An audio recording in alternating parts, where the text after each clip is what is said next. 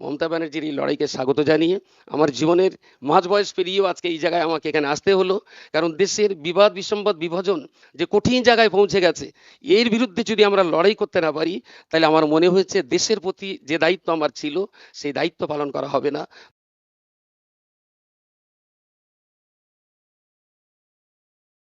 মুফতি মৌলানা আব্দুল মাতিন সাহেব, যিনি অনেক সামাজিক কাজ করেন, ধর্মীয় কাজ করেন, এটা অস্বীকার করার কোনো জায়গা নাই। তিনি তৃণমূলের ঝান্ডা ধরেছেন। এই মুফতি আব্দুল মাতিন সাহেব এবং তার দাদা মুফতি আব্দুল কাইয়ুম সাহেব একটা সময় ইন্ডিয়ান সেকুলার ফ্রন্টকে নিয়ে অনেক খিল্লি করেছিল, রাজনীতিকে নিয়ে অনেক খিল্লি করেছিল, অনেক কুকথাও বলে ফেলেছিল বিরোধিতা করতে গিয়ে।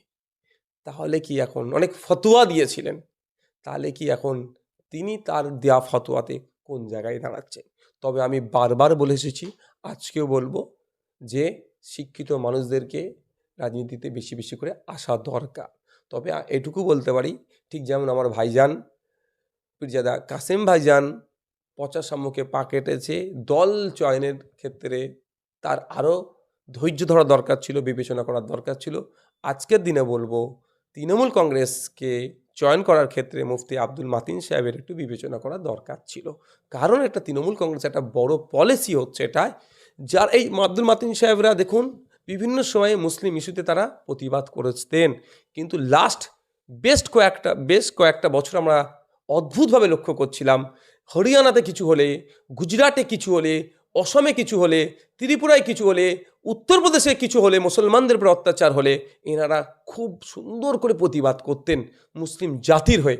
কিন্তু ওয়েস্ট বেঙ্গলে মুসলমানদের ওপরে যে প্রতিনিয়ত তৃণমূল কংগ্রেসের সরকার দ্বারা কোনো সময় পুলিশের অত্যাচারে কাস্টোডিয়াল ডেথ হচ্ছে, থানার মধ্যে লকআপে ডেথ হয়ে যায়, পিটিয়ে মেরে দিচ্ছে, জেলে পিটিয়ে মেরে দিচ্ছে, আনিস থেকে তামান্না বা তিলোত্তমা বা যা কিছু, স্পেসিফিক যদি বলি মুসলমানদের যে দুরবস্থা চলছে, ওবিসি নিয়ে সব থেকে বড় শিক্ষিত মুসলমানদেরকে ধ্বংস করলো, যে রঙ্গনাথ মিশ্র কমিশনের সুপারিশকে পুরো ধ্বংস করে দিল, তা নিয়ে কিন্তু এই ধরনের যারা সমাজসেবী বা রিলিজিয়াস যারা লিডার্স বলে দাবি করে নিজেদেরকে, বা স্কলার বলে নিজেদেরকে দাবি করে, অদ্ভুতভাবে কিন্তু এনারা চুপ ছিলেন।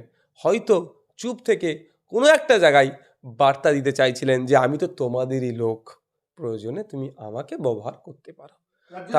তাহলে আমার এইটুকুই বলবো সাধারণ মানুষের কাছে, যে দেখুন যে সংবিধানে মানুষের কন্টেস্ট করার পূর্ণ স্বাধীনতা আছে, যে যেখান থেকে ইচ্ছা কন্টেস্ট করুক, শুধু এতটুকুই বলবো মানুষ চেনার চেষ্টা করুন।